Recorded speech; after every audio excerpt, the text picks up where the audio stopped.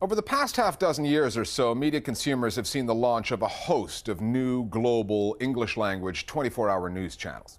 There's this one, bankrolled by Qatar, which made its debut in 2006. Since then, Russia, France, Iran, and China have all got in on the act. The latest country to broadcast its perspective to the rest of the world is Israel. i24News has been on the air for 3 months now, and its target audience is clearly not Israeli. It broadcasts in 3 languages, none of them Hebrew. But if this really is a soft power push, it's different in that unlike those other new news channels, there is no government money involved, or so the channel says.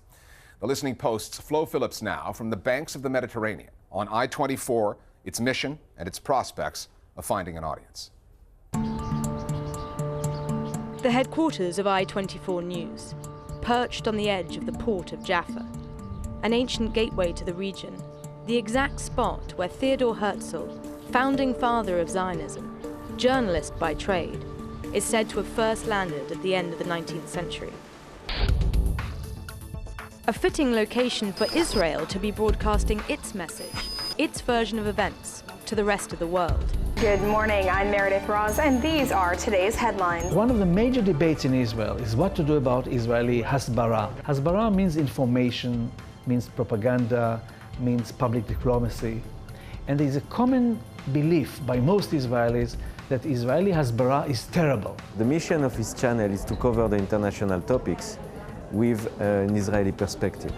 What should Israel do when it comes to the Iranian threat? We want to explain to the world the Israeli society point of view. We want to show that we can connect Israel to the world and connect the world to the Israeli reality and society.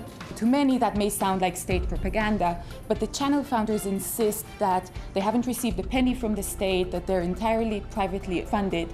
And when I spoke to reporters at the channel, they also told me that they're given complete freedom to pursue whatever story they want. The channel's very first story, the announcement of the European Union, that they issued a directive prohibiting the financing of institutions in the Jewish settlements. Those news were very embarrassing for the Israeli government. And so just the fact that they chose to lead with that for their very first edition shows something about the sort of the angle through which they cover stories. But really, how different is i24? It's an Israeli channel that doesn't broadcast in Hebrew, instead in French, English, and Arabic. And while other domestic channels will put Arab-Israeli voices on the air, i24 puts one in the anchor chair. Hello and welcome back. This is the evening edition of Musia Rishan. And has her slug it out with a Jewish settler live on primetime television. Although I'm having you here in the studio, and I'm Arab, and I don't think that there is a problem of you being here in the studio. But we are living together. But we are living together. It's by no means the first time that Israelis and Arabs have worked together in a newsroom. There are Arabs in every newsroom in Israel, but it definitely is the first time that Arab Israelis have had their own format, their own desk, their own place to really speak their mind. As opposed to major international networks like the BBC and Al Jazeera, what they do is they try to humanize the Israeli side of the stories. When we were talking about the peace talks, all the news channels said it's easy for Israel to release prisoners. But you have to understand that it's a sacrifice for the Israeli people. And you don't see that in other news channels. And we organize a lot of debates inside this channel with, for example, a mother who lost her son in a bomb attack, or a father who lost his daughter. And there was a discussion in our studio here to understand if for peace they can do the sacrifice. The father said no. The mother said yes. There has to be reconciliation. This is a concrete example about what is the mission of i24 News. In the quest to reach global audiences through a national media outlet, Israel is relatively late to the game. Countries increasingly seek to broadcast their own perspectives to the world. There is China's CCTV, Iran's Press TV, France 24, Russia Today, and Al Jazeera. But what's different about i24 News is that this is not, at least on the surface, an Israeli government initiative. i24 says it receives no government money, that all of the backing for the channel comes from private investors. i24 News is entirely privately funded.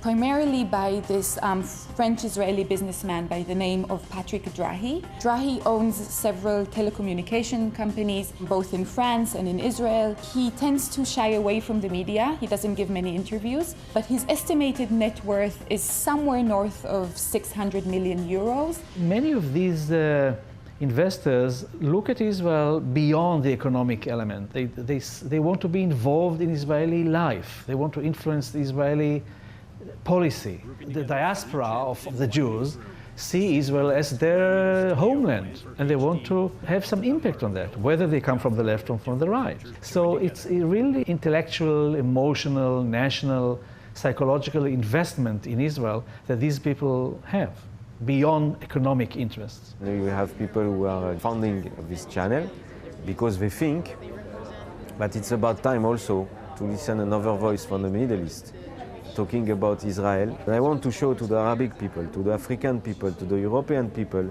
that when we are talking about economy, when we are talking about culture, when we are talking about sport, for example, we can connect all the population because you can think the same. The founders of i24 make much of the fact that the channel receives no government money, holds no political affiliation, and therefore pledges to cover the news objectively.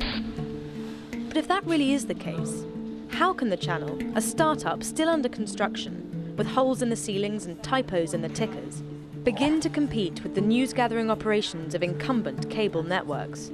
If you watch i24 and you compare it to the coverage of other major networks like the BBC, like Al Jazeera, like France 24, most of the time they're covering the same stories. They have the same lead stories, the same headlines, but they're really lacking in staff around the world. They have a newsroom in Israel, but they have no full-time staff in other countries. While other stations may have people on the ground, what i24 has to do is show stock footage. It bills itself as this sort of international venture, and yet because it's based out of Israel, they're unable to cover many of the stories that perhaps they would like to.